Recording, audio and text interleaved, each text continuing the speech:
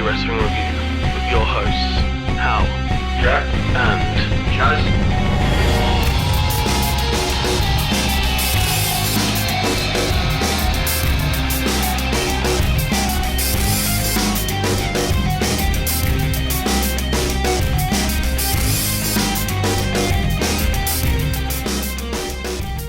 Hello everyone, welcome to the weekly wrestling review. I'm Hal. I'm Chaz. And this week we'll be covering the Raw from the 1st of June and SmackDown from the 5th of June. I don't believe there's anything too particular to talk about, really, this week. No, there wasn't much. Not news-wise. Apart from the re-signings, Yeah. pretty much, which was the same as last week. Yeah. And also we're going to be seeing, playing the hand a bit earlier, we're going to be seeing the last of the Gronk this week. Yep. But we'll get to that. Raw started out with Seth Rollins and his disciples. They entered the ring. Seth talked about Mysterio, about him being sort of a sacrificial lamb. And they, interestingly, now he does show a clip of Mysterio. Some few clips from his career, but mostly it's to show the incident again. Yeah. Interestingly, although I'm not going to get to it until later on in the night, this could be leading in a really interesting direction. Yeah. For this feud. Yeah, it's a very dark Seth Rollins character. Yeah. I still can't get over that horrific injury. I'm not a big fan of anything that touches the eye anyway, so seeing that just makes me cringe every time. Absolutely. But yeah, I mean, the build-up for Seth Rollins' entire character, but also leaning into whatever's going on with Mysterio, has been really good so far. It's been really solid. Really, Seth's character work ever since he turned heel again has been really strong. The Messiah gimmick has really worked out for him, and we'll continue to see where it goes. Now, after the whole thing we're in for career, Aleister Black comes out, and the two end up having an impromptu match. Yes. This is something we've seen a lot of since the lockdown, at least. I don't know how prevalent it was beforehand, but it seems like there's a lot of things where someone will be doing a promo, someone else will come out, and then suddenly a ref will come out. Yeah. It's been sort of way of things recently. Yeah, I think that comes down to what we say over the past couple of weeks is they only have a certain amount of roster to work with under the circumstances. Mm-hmm. I think it's for this one mainly keeping Aleister Black sort of in that push role he's been getting. Yeah. Seth Rollins is obviously probably the main heel on Raw at this precise moment. So it keeps the heel momentum going for him and Aleister Black's face actual push run going. So the match itself was pretty decent. There was a good back and forth as you expect from both these two. They both had some good momentum going into the past few weeks. Well, really, for a few months now, almost. During the match, there's two instances where Buddy Murphy and Austin Theory try and get involved.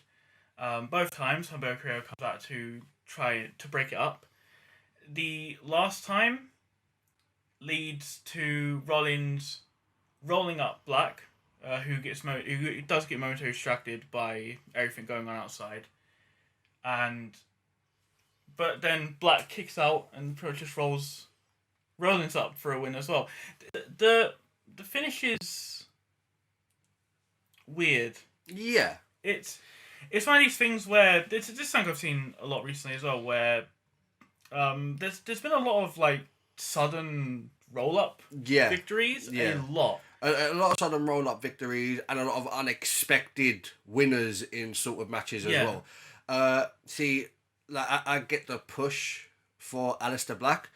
I wasn't expecting him to actually pull one over on Seth Rollins, but I suppose in a way that adds to the fuel for Seth Rollins' heel character because he's not, even though he's the biggest heel at the moment and he's probably losing. he's got the strongest story Yeah. Especially on Raw, I feel. And he is losing every match, which adds to his frustration and leads him into being more cynical. Right. After the match, as you'd probably expect, the Disciples and Seth Rollins beat out both Creo and Black. I was kind of expecting them to tease the step thing again, because it seems like something they've been doing constantly. Yeah, but a running theme. Instead, Rollins just lays out Black with a curb stomp or stomp. They've just removed the curb part. Stomp in the middle of the ring, and that's where we leave that segment. And we go backstage to Charlie Caruso, Selena Vega, and Angel Garza. There's not too much this segment. It's the usual sort of thing of Angel Garza, all the women love him, he's always flirting, and then Selena Vega, though, is like a bit jealous. Yeah.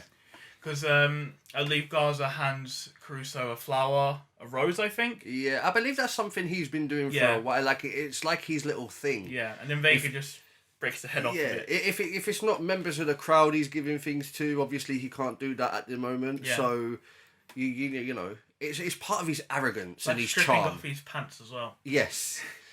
But there's not too much for that. But there's not too much to that. And after that, we go to Apollo Crews in the ring, the new United States champion. Which still, that win was very unexpected. As was his push. Crews talks about he has like a list of things, like a list of like feelings. Yeah. And then he just says like 2 things. It's not a Chris Jericho tier list. We'll say that much. No. But he also says that at the top of his list of people he'd want to face, who he'd see as opponents, worthy opponents for the title, is Kevin Owens.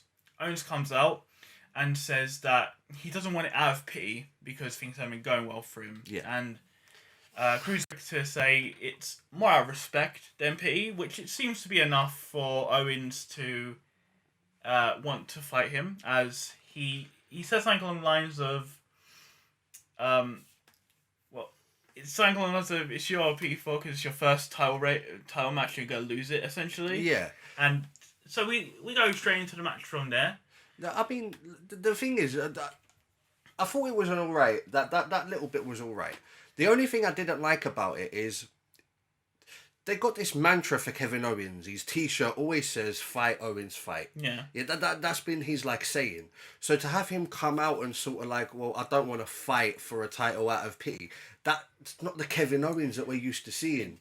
It's that issue of like sometimes the way the strict way they seem to write faces and heels specifically, kind of goes into contrast with the personality of the wrestler involved. Of course. This match was fine. I think it would have been better if there was more to it, but ultimately, it kind of just leads to a no contest. There's one moment to talk about in the match, which is just a weird, because they're both faces, but they both do like a heelish thing. Yeah. But maybe it's more of you got me, I'll get you. But Kevin Owens seems to accidentally kick Cruz below the belt, and Cruz retaliates with a little cheap shot after he pretends to be really affected by it. I don't know if that's going to be anything, or if that was just like a weird like moment in the match. I really don't know. Either way, the match ultimately leads to Garza and Andrade coming out, causing a no contest, and as tends to happen, again, this has been a common theme recently, but when it turns into the old Teddy Long SmackDown. When people there's a real Teddy Long on SmackDown actually, which we'll get to. There's like an actual like Teddy Long moment in that one. I'm surprised he didn't come up. We'll get to that though. But yeah, no, this turns into a tag team match with, as you expect, Apollo Crews and Kevin Owens versus Andrade and Angel Garza. Again, not too much here, just fine. All 4 work well together. It's pretty standard. Crews ends up winning. He hits his powerbomb signature move, Andrade, I'm not sure what he calls it. And they get the win. And yeah, it's fine. It just felt... It felt like it was there for the sake of it, to be honest. Yeah, like a time filler. Yeah. After that, we get... Speaking of time fillers. After that, we get yet another Street Profits and Viking Raiders moment, where now they're in a bowling competition. And these... They're getting silly. I guess for me, this is probably the worst one. Yeah, alright, I'll give you that. Because, alright, so for as silly as the golf one was, it had a bit of a bit to it. Like, there was kind of a joke in there and ended up, like, getting kicked out of, like, a normal golf place, go to mini golf. Well, to be fair, there's been kind of like a joke thing in a lot of them. Yeah. But this one just seemed to be completely flat. But the other two are pretty standard. The issue with this one as well is that if you're going to do this for, like, variety, fair enough, but half of it isn't even to do with the bowling. Yeah. There's the constant Ivar being good with the ladies thing going on. Yeah, I didn't get that. There's, I think it was Eric going into the kitchen to get turkey legs. There's There's a lot of stupid stuff going on really rather than pointless bowling. bits, and like the bowling's silly enough, and I don't know if it needs to be there as much as them having an actual match. But if you're going to this segment anyways, to continuously distract from it means why did you do it like this anyway in the first place? Yeah, I mean the build up to this match, right? If we're gonna get a tag title match between these two at Backlash, the build up and the vignettes to this match is literally gonna be bowling, golf, basketball, and every other silly thing we've seen leading up to it. Their match for Backlash would be just a 5 stages of hell, except everything's a sports competition. Yeah, apart from the sport they're actually supposed to be doing. Yeah. So after that, we pretty much go into Nikki Cross vs Billie Kay. Just before the match starts proper, we see all 4 women backstage, the Iconics and Bliss and Cross, and he said Becky. I've been doing that a bit for some reason with Alexa Bliss's name. I don't know why. Maybe I just miss Becky Lynch. I don't know. Becky Lynch withdrawal symptoms. But either way, they sort of almost come to blows, which you thought would mean we're going to get a big aggressive match because there's a lot of bad blood here. Yeah, but it wasn't. The match barely happened. Yeah. Honestly, Cross looks really weak here, which is really weird considering how much of a big performance she put up against the Iconics in the tag match. Yeah, I mean, she's been strong on promo, she's been strong in the ring, and then you give her this one-on-one match with Billie Kay, who, as good as Billie Kay is, Peyton Royce is probably the most favoured out of the two. So for you were watching wrestling more during their first run, so you know more about the Iconics than me. I mean, it just makes Nikki look weak. I'm fine with Billie Kay winning. Yeah, but Nikki Cross should have had more in this match. There was just nothing. Yeah, of course. I mean, you take away that silly segment, right? Yeah. The whole the bowling. Yeah, the Eric and Ivar and the Shoe Puffs, and probably one little moments in the earlier incidents. Then this match could be a lot better, a lot more presentable. For sure. Next, we have Rey Mysterio's satellite call. He's there via satellite, so it's a video call. Like essentially, it's a Skype call or whatever, Zoom, whatever they use. We see him. He has a blacked out visor on one of his mask eye holes. Yeah. Mask hole eyes. Yes. But he's mentioning that retirement's in his hands now. It depends on how his eye heals, if it heals properly, and he just has to see where it goes. Interestingly, though, more so than Ray himself, is his son Dominic appearing. That's really interesting about this segment, because it seems that Dominic's ready to go with Seth Rollins. Yeah, I mean, well, let's be fair. It was only a couple months ago we were reading stories about the potential Dominic WWE career. Yeah. You know, a lot of people were speculating it might be against his dad, that sort of retires after their match and paves the way for his son to take over. But there has been a lot of talk over the past few months. Certainly interesting. Yeah, it's weird because I can't disassociate Dominic from the kid Eddie Guerrero and Mysterio were fighting over in that ladder match. Yes. And the guy, the adult man, like training wrestler that he is now. Yeah, it's very strange.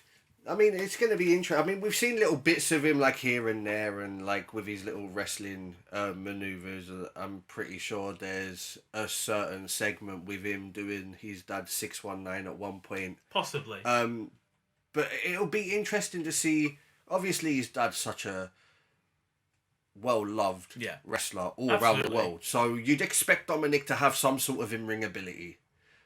But, yeah, I'm definitely interested to see how it goes. If he actually appears, that would be very interesting to see what happens with him as an in-ring performer if that actually goes through. Dominic versus Seth Rollins. It's so weird to think about. It really is. But after that, we have Rob Gronkowski, seemingly at his home. Yes. There's a gardener in the background. Definitely a gardener. Yeah, definitely. Definitely a gardener. Definitely a R-Truth gardener. I don't know what you're talking about. R-Truth, he'll be at the Performance Centre at home or something. You know, he's nowhere near Rob Gronkowski. But Rob Gronkowski seems to be like filming something. I think it's like TikTok dance things or whatever. Yeah, trending everywhere. Whatever those silly things are. And is it even point in putting up the pre-intense? The gardener's R-Truth. R-Truth wins. He's the champion. Rob Gronkowski's left the company. This is it. I think he's gone back into football. Yes. Actually, I think he's just recently signed with another team. So whenever the football season starts up again, the American football season starts up again, he'll be back in the sport he's probably actually decent at. Kind of disappointed though. I feel like we missed an opportunity here for a WWE NFL crossover. Could you imagine during a big game at the Super Bowl and R-Truth rolls Gronkowski up during the Super Bowl match? His team would have to get to the Super Bowl first. Football isn't scripted, I don't know. You know. Sometimes it's doable. Sports, you know. Sometimes you wonder. But after that, we have Nia Jax in the ring, and she's calling out the Ibuki Warriors. She decides the best way to go about calling out the Ibuki Warriors is to imitate them, which is awkward. It really is. Beyond the problematic element, it just makes her look really silly. Yeah. And, yeah. So, the main point is that it's obviously hyping up her match with Asuka for the title at Backlash. She said doesn't deserve it. That it was handed to her, and she's going to show Asuka to be the fraud that she knows she is. But the thing I don't get is, how can you make a statement like that when she may not have won the women's title the way you'd expect to have won it from winning the Money in the Bank, but she still had to win the briefcase. She had to win the briefcase. It's not anyone else's fault that no one was aware that it was for the actual title instead. No one could have predicted what was happening in Becky Lynch. I just feel like a statement like you were handed the title, you didn't deserve it, you didn't earn it, is ruining credibility to the Money in the Bank ladder match that we had. That we are meant to disagree with heels, of course. Yeah, of course. Which seems where it's going. Like Asuka, to be fair, Asuka and Kairi Sane have kind of been low-key kind of faces for a while. It just hasn't really been like a huge shift. Yeah. It ain't like one of them noticeable ones that you do. But after that, we pretty much go straight into a Kairi Sane Nia Jax match. There's only really one point to talk about in this match, and that's it seems more like there's been a lot of talk about this. There has. From watching it a few times, I'm under the impression there was probably like a mistimed or miscommunicated move more than anything. Like maybe she released Kairi too early or something. But regardless, what ends up happening is that Kairi is thrown face first into the steps.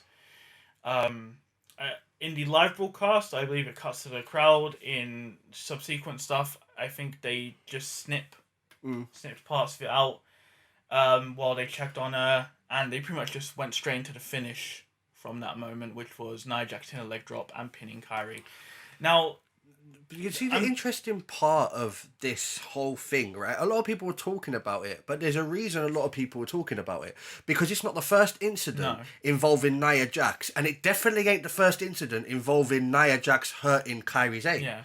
Now, while I do sympathise with people saying, she seems to be a troublesome worker to work with because this does happen. Yeah, of course. But I don't agree with taking that personally. There's been some really nasty things said about Nia Jax as a person. Yeah. Throughout all of this, and I think that's taking things too far. You can criticise that she needs to be safer in the ring, and maybe she needs to be taken off TV and trained in that. Yeah. But to attack her as a person is too unfair. far. It's And unfair. that's what I really want to say on the matter. I think the frustration with it is the fact that not to the point that it's happened before, but it's the fact that it's like the second or third incident involving Kairi Sane. So they feel that Nia Jax is purposely injuring Kairi Sane because she doesn't like Kairi Sane or for whatever reason. No one's gonna know. No, I think you got to look at it. You can't just, when we don't know, and there's no real precedent for this where I can say, oh well, maybe it's this because of this. You've got to look at the point that it could just be that they probably shouldn't work together, less so because of like personal or professional differences, or more than maybe they just don't gel the way they communicate a match. Maybe they just don't fit together, and that might be leading to those miscommunications. It doesn't have to be that she's doing it on purpose. No, of course, but it is the thing as well. You gotta think, if it was on purpose and this is happening on more than one occasion between the two people involved, you would think that WWE would step in, and punish Nia Jax if they feel this is, but they ain't, because it may not be what people were assuming. Right. That's the thing. We just don't know, and there's no precedent for either of these two women or the situation they're in to really even guess at what the actual answer is. So for now, we'll just leave it at that. Kairi seems to be okay. Yeah. Hopefully that's the case. And we'll just see where it goes from there. After that, we have a promo segment with Randy Orton backstage. Talking about the greatest match ever. The greatest match ever. I'm looking forward to this one. Yeah. Orton talks about Ric Flair. He talks about having watched through a bunch of old stuff and how everyone says Ric Flair is one of the best of all time. And he agrees, but he also says that Ric Flair has actually said to him that Orton, is the best or one of the best of all time. And Edge has said that statement as well. But he also notes that Edge has also criticised Orton for saying he has no passion, that, he doesn't really have the same drive that Edge does, and Orton agrees with that as well, and he says maybe that's why Edge is so upset, because Orton's had a 20-year career in his company, and he's still making money, and he's still working a full-time job, even supposedly not having the passion Edge does for it, while, he's achieved more than he thinks Edge ever will. Yeah. And it's a really it's a gripping confrontation between the two. This is what frustrates me about Orton, is that he's really capable of good promo work, and he's capable of putting on a good match, but it's only when he feels like it. So hopefully the fact that he's putting on good promos leading up to this Edge thing, he's been doing it the entire Edge feud. Hopefully that's a good sign that he and Edge will have a really good match. No, they will have the greatest match ever. They'll certainly have a match at Backlash. We know that much for certain. But I am excited because it'll be good to see both men in the ring. It'll be interesting to see Edge do a full match for the first time since he came back to Royal Rumble. Because he's only done Royal Rumble, the last man standing, really. And he's finally going to get like a proper wrestling full match. The thing is, do you know what? I know we're sitting here saying when Orton feels like he wants to do it, then he'll go out and he'll put on a great match. The thing that keeps me optimistic about it is the fact that the stories they're telling are real. Like, even though they're hating each other during this feud, the stories that they're bringing up about each other, they're all real. So, the story about Edge meeting Randy Orton's dad as a kid and all that stuff there, meeting them backstage when Randy Orton got into the business, Edge was there, all that's real. These are really close friends. Yeah. So you'd expect that Orton would trust Edge to help him put on a good match, and that will lead to him caring to put on a good match. Yeah, of course. So we'll see. We have Charlotte next, who's in the ring. She's having a match with Io Shirai that happened this week on NXT TakeOver In Your House. Yes. She pretty much just standard time match with Charlotte's usual, like, narcissistic, I guess, I would say. Yeah. Sort of heel persona. She does end it by mentioning Asuka's accomplishments and claiming that Asuka's trying to be the queen or imitate her. The way it's worded is kind of weird. I take it more to mean because of Asuka's entire gimmick has always been like the Empress and stuff, and it's very comparable to how Charlotte portrays herself. They're saying that she's trying to follow in her footsteps. But the way they say it is kind of like she's doing the same thing, which isn't true, because Asuka's done the first ever of certain things. Yeah, of course. It's a weirdly worded promo, but either way, it's a lead up to... It's a match that we get right next, and I think this is probably the best match on Raw, at least. Yeah. Really strong technical wrestling, good submissions, good counters.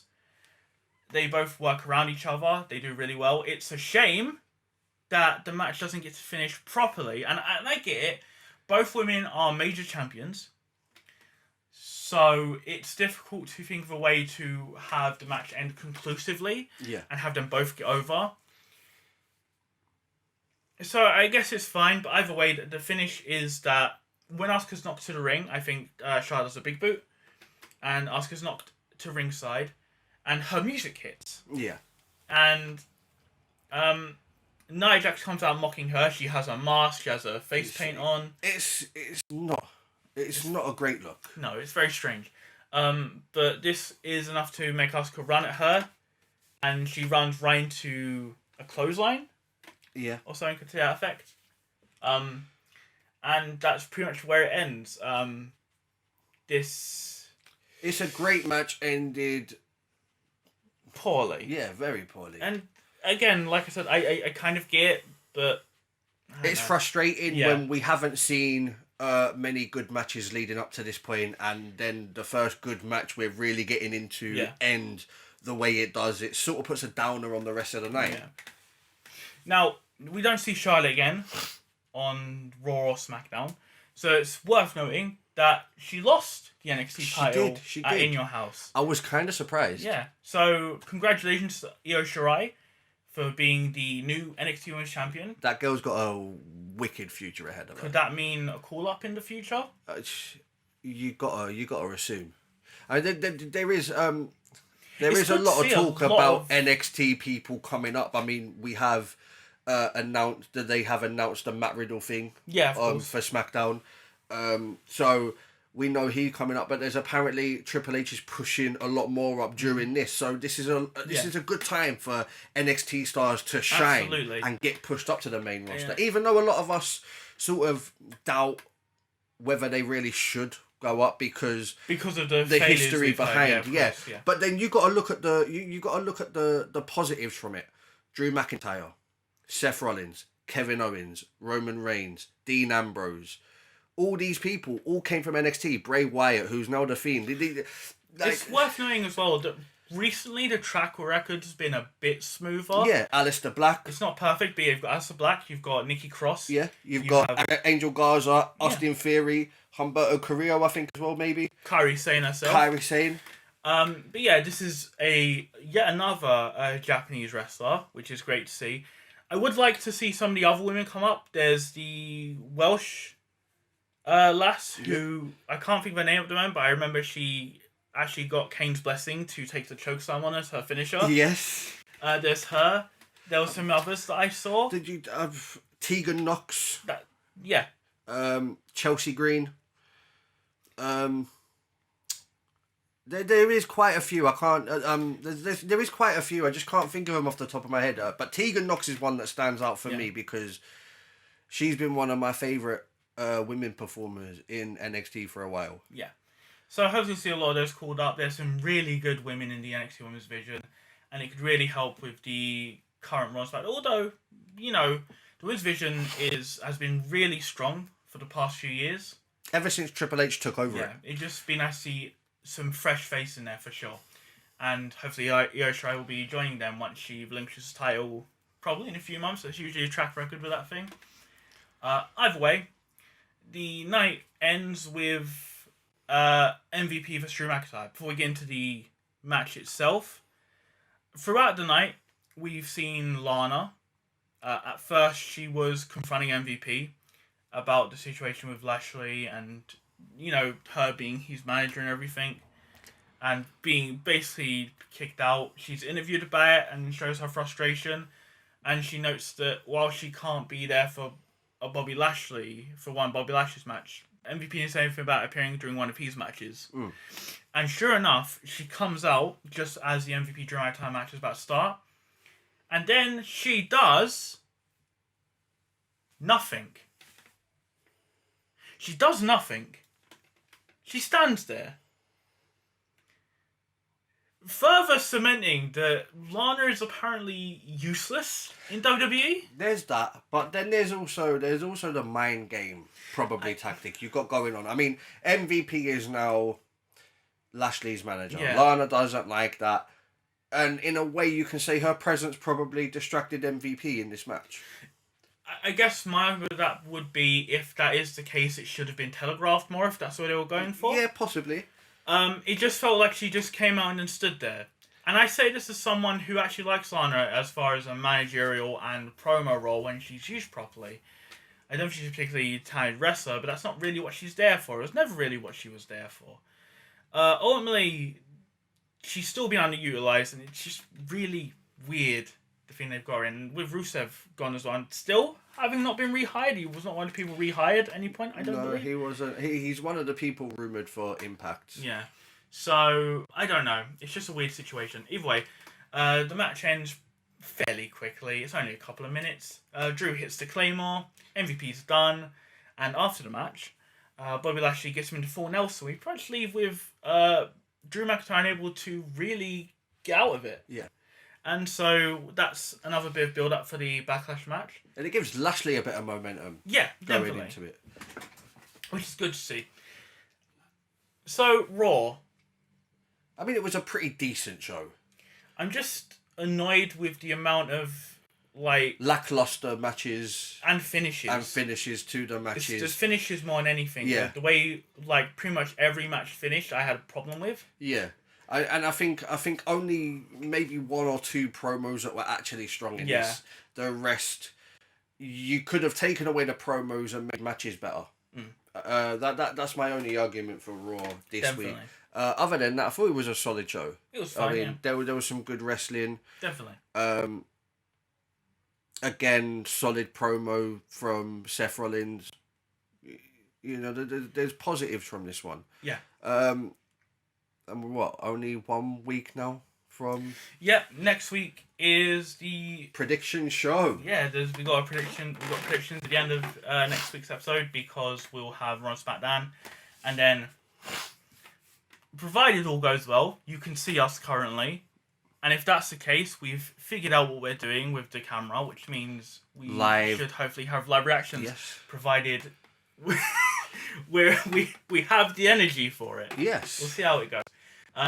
Either way, let's move on to SmackDown, which starts with Jeff Hardy talking about the incident from last week. Yep.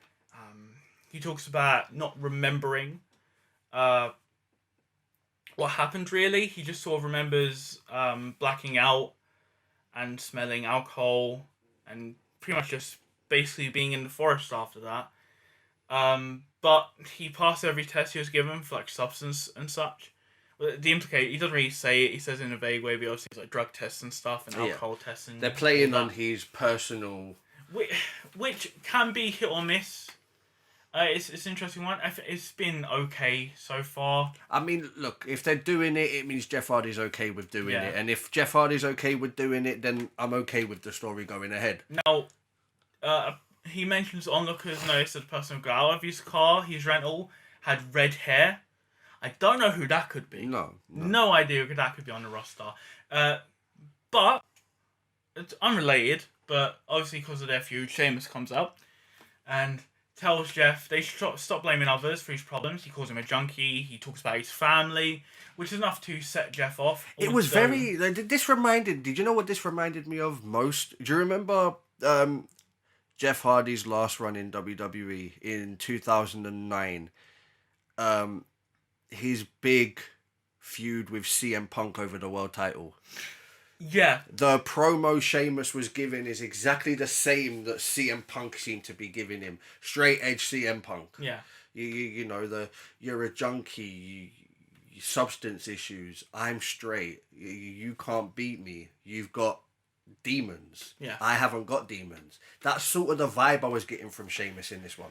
Now, although Jeff does go after Sheamus ends up on top in this. He throws Jeff Rand pretty much against the protective stuff they have up against the banisters, not the banisters, the barricades, rather.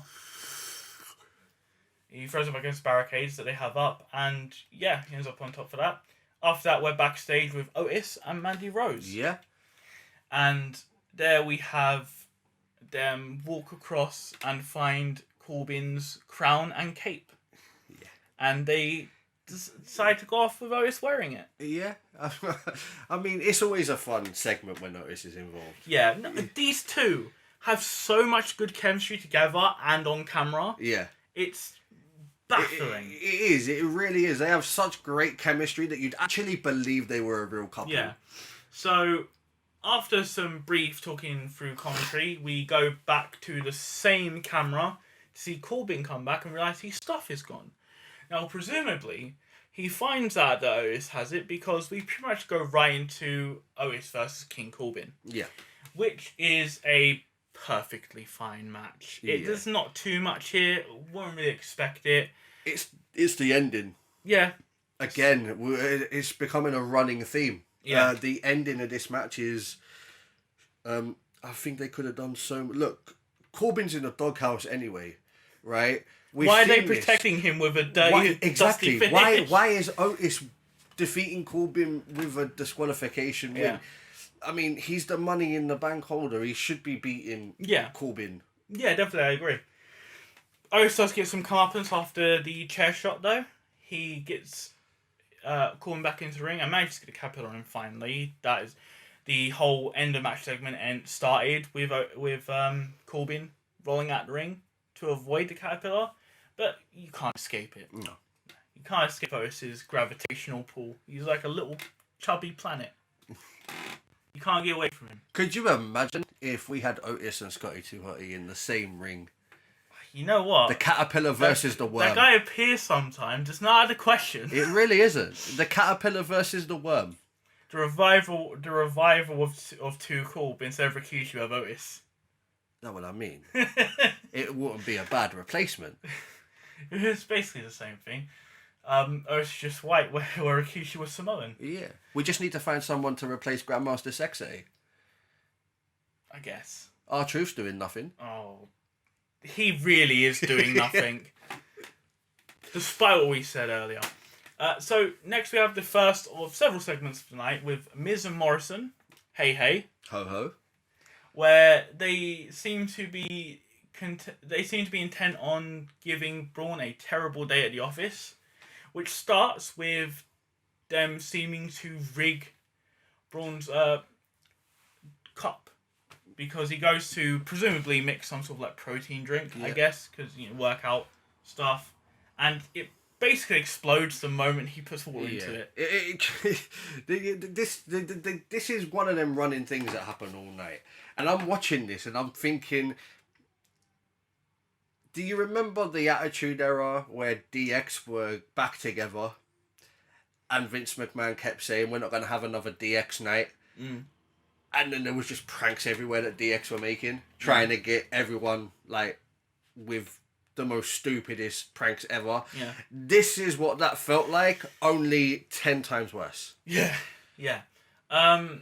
These segments didn't really do anything for me. We'll get through them as we get to them, but it didn't really do anything for me.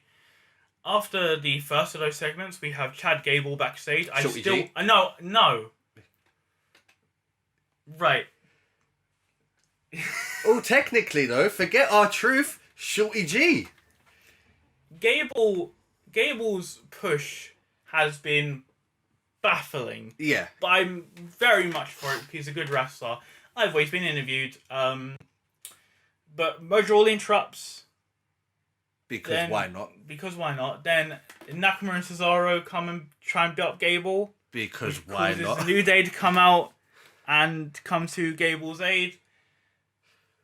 Now, he isn't there in person, but he was there in spirit, at least for me. In my head, I saw good old Teddy walk out and go, 6-man tag, player! I get that. Because it's basically, this is how SmackDown used to be in the mid-2000s. Yeah, really. And exactly this. Yeah, definitely. Exactly this. But before we get to that, we have Lacey Evans versus Sonya Deville in what is a better outing than the last time this happened. Yep, definitely. There's some good wrestling here. There's a few spots. Sonya Deville obviously being very violent. That's been her whole in-ring sort of way of working. Has been very aggressive, very violent. I don't know about the type. Considering things at the moment, I don't know about that. The step thing. Yeah. With the choking, probably not the best time for it, Sonya. But regardless, it fits her character.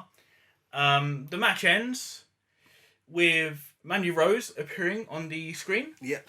The old Titantron used to be called back when Titan Sports was a thing and not, was a fictional name for Vince's company. Yeah. Or was that the actual name for it? They just changed it? I don't know. I don't understand corporate stuff. Either way. Evidently. The screen, and Mandy Rose on it, she starts talking trash to Sonya, which distracts her enough for Evans to get the women's right and get the pinfall. Yeah, a much better match. Yeah, definitely. I don't understand why this didn't happen last week. No, neither do I.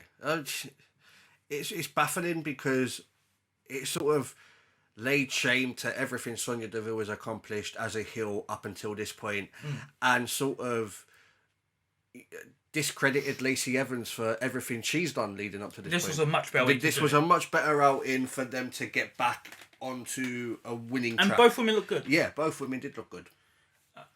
Miz and Morrison are back yet again. Yep. This time they attempt to hit Braun with slime. And they hit, I don't know her name. It's one of the, I don't know one her of the name. backstage personalities. Yeah, I don't remember this one's name. I feel like you don't see her nameplay as much. Like every time Charlie Crusoe's backstage, She's there, it's like yeah. Charlie Crusoe's there on the bottom. It's I made can't clear. think of her This one, not so much. I saw the K? I don't know. Either way, she gets into the crossfire instead. And while Braun's apologising to her, we see Miz Morrison arguing in their little truck about who messed up the prank, basically. And from there, we move on to a segment between Daniel Bryan and AJ Styles. And Renee Young, although AJ Styles makes sure she barely speaks. Mm-hmm. Yeah. He pretty much just takes control of the entire thing. He talks about how this should be Styles as Sheamus. But because Jeff Hardy got involved, it led to the whole Battle Royal thing, which led to Bryan getting a chance. And he shouldn't be here. This shouldn't be his match. And then he mentions how, he doesn't do handouts. But it seems like Daniel Bryan does. Because it sort of implies, like in character, that Daniel Bryan's reason Drew Gulak came back. Yeah. And so, but Styles says, although he doesn't do handouts, he's going to allow one this time. And Gulak comes out to ring and they have a match. Yeah. And it's a pretty decent match. Yeah. These two work well together. Gulak's really impressive as a technical wrestler. I wasn't expecting him to have warmed up to him as much as I have. He's a really good technical wrestler. There's this really good. It's looked a bit dangerous to me. Yeah. Because it looks like Styles almost lands on his neck. But it's a really well executed Michinoku driver. There's other good moves in the match, but that was one that really stood out, especially because of how kind of scary it looked. Yeah. But interestingly, the ending of the match is AJ Styles prepping Gulak for the Styles clash, and then it gets counted into a roll-up. Yeah. Gulak wins. I mean, it's a better outing than from last time we saw Gulak. On the one hand, This guy was fired. Yeah. Like a week ago, and now he's beating the best of the best. On the one hand, I'm really glad to see Gulak get some good stuff because he's been performing really well. On the other hand, it feels a little like they're doing this because of the backlash from Gulak getting fired. Yeah. And in doing so, it feels like they're kind of sacrificing one of their main draws on the brand for it. But they kind of have a story behind that Yeah. one, though, as well, because there's a lot of talk about there's going to be an AJ Styles Undertaker too. Right? That's one of the main things. And we saw it at the Money in the Bank, where AJ just seemed to be completely taken aback every time he sees the Undertaker. So they play on that's still stuck in his head. Now, it does build programs, that's fine. But from looking at it now with that hindsight, it feels a bit like they sort of sacrificed Styles for the sake of pleasing fans who are upset that got released initially. Either way, it was a decent match between the two, and I'd like them to have like an even longer match down the line somewhere maybe, because Gulak's a good technical wrestler and AJ Styles seemed to work really well with him. Now we have our third Miz and Morrison segment. Yep. Which is going from prank to actual like misdemeanors by just wrecking Braun's car. Yeah. We'll get to the response Conclusion to that soon. Yeah. But first, we have that 6-man tag we were talking about. We have Chad Gable and The New Day versus Nakamura, Cesaro, and Mojo Rawley. It's a chaotic match. All 6-man tag matches are pretty much. I mean, when you have 6 different wrestlers going out, it's hard to make that like easy to follow. So the interestingly weird thing about this is just Mojo Rawley's presence. I just don't understand how this guy of all people. His presence, but also like they are really pushing Chad Gable. Yeah, of course. Like he almost completely fends off all 3 of the heels at one point. He has some real good moves during it. He kicks out of Mojo Rawley's signature move. Teams up well with New Day. Yeah, he does. Points. And he ends up handling both of the other wrestlers when in the ring. Big E and Kofi set up the New Day's tag move. I've forgotten it at the moment. The big ending? Big ending, maybe. Yeah. Or that's Big E's finisher. I don't know. Either way. Tag team finisher. Big E gets the pin. And the faces win. And again, Chad Gable really stood out in this match. And obviously, when he and Cesaro start the match, adds with their own singles match. Really good. Because they both complement each other really well with the technical wrestling. But, yeah. Hopefully this leads somewhere. Including a gimmick change, please. Back to Chad. I don't want to keep saying Short Egypt. I don't want to have to keep reminding myself not to say that fucking name. I hate it. It's so stupid. Do you remember Sam Master J? Imagine doing that to an I was just imagine doing that to an actually talented wrestler. Yeah. You have Chad Gable. Yeah. That was weird. That was uncomfortable in other ways, though, because he had the whole thing with Crime Time. We'll move on from that. And we'll move on to the end of the Miz Morrison segments with Braun seeing his car, being very mad, and Miz and Morrison hiding out in their van, watching it all unfold on camera. Now, you don't have to put 2 and 2. You don't have to know. You don't have to put 2 and 2 together. You don't have to be a brain surgeon to figure out where this is going to go. Braun Strowman is a former professional strongman. The van. That van was pushed over. Yeah. It was nothing to him. Yeah. A segment that used to have to involve forklifts and other trucks to flip over vehicles. Nah, mate. We just have Braun Strowman now. And we move on to our main event from there, which is Sasha Banks and Bayley versus Alexa Bliss and Nikki Cross for the women's tag titles. Now, there's some decent wrestling here. Yeah. I was impressed with it. It showed Nikki Cross better than on Raw. Yeah, and there was a moment where there was a really good second rope Bayley to belly from Bayley. Yeah. There's that really good moment which again teases the possible decision of this tag team between Banks and Bayley, where when Sasha Banks goes to upon a Banks statement and end the match, Bayley tries to get involved. Yeah. And even though she isn't, like, she tries to do her tag partner's own move to also win the match to like take the credit from her almost. Yeah. And again, it's really pushing that thing, which makes it surprising when Sasha Banks gets back into the match and just continues what she was doing and gets the win. Yeah. And they become tag champions. Yeah, very, very strange decision. Now, maybe they're trying to do this to sort of play off of a higher stake of the Banks and Bailey feud. Yeah. I just don't feel like we needed to sacrifice Cross and Bliss's tag titles to do that. My issue is I can see where this is going. This is going to lead to eventually they're going to lose the titles, and that's going to be the final straw, and Bailey's going to do something, and Banks is going to go piss off. Yeah. Or something like that.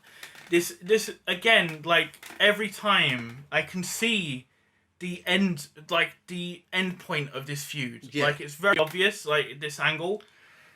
And it's frustrating because I know this is going, and I feel like it's dragging on at points, and now it's also taken away the titles from one of the better teams that have frequently been on SmackDown mainly, but on both of the main shows. And I mean, you can kind of frustrating. see the only good thing about this is that now Banks and Bailey have the titles. We seem to have a clear picture of we're getting close to the end. Yeah. Right. So that's that. I see it as the Iconics probably taking the titles from them. Maybe. That's the way I see it, because they're the ones that have just returned, build up good momentum in beating Bliss and Cross in a non-titles match. Didn't actually lose in the title match, they were disqualified. Yeah. And then obviously Billie Kay getting the win over Cross on Raw. So they've got 3 solid upper-handed victories. Yeah. In a sense. Right. Over the champions. I or agree. Former champions. Yeah. So they're definitely in line. You'll possibly get the Cross and Bliss rematch next week. Maybe, yeah. Where shenanigans will probably happen there. But if Banks and Bailey are going to lose the tag titles, I think the Iconics will be the perfect ones to take it from them. So, I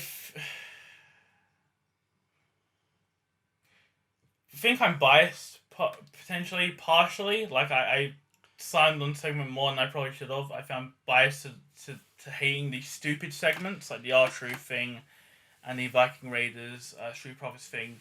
I felt SmackDown was better this week. Yeah. They still had the problem of some weird finishes. The thing is, the reason SmackDown makes it better for me this week is because their matches had a lot more time to actually develop. Yeah. Rather than on Raw. Even though some of the matches ended similarly to Raw, these matches developed a lot more. There was a lot more to them, a lot better wrestling. Yeah. You know, I mean, a lot of the matches on Raw were really quick finishes. Yeah. This had time to breathe. Right. So yeah, I felt SmackDown was definitely better this week overall. It was a fine week overall. Next is the go home week. Yeah. The go home Raw and Spam for Backlash. At the end of that, we'll be talking over the card and then giving our predictions. And hopefully, on either the Monday or Tuesday, depends how long it takes to edit, we'll have done the reactions and we'll film that. If not, you'll get the usual after the pay-per-view show where we talk about it, just normal podcast style. Whichever way you get, we will definitely give our thoughts on Backlash after the fact and talk about how our predictions went. Yeah. Not so good 9 times out of 10 for me. Well, you know, it's fine. I guess that's the one positive of like the current situation is that it's been a bit more unpredictable at times. Yeah. Which has been nice because usually we're pretty spot on. Like, it's obvious where things are going. At least it was for the last couple of years when we were following it. Every day at the time, Yeah. So, either way, next week go home and Backlash. Until then, I've been Hal. I've been Chaz. We shall see you next time.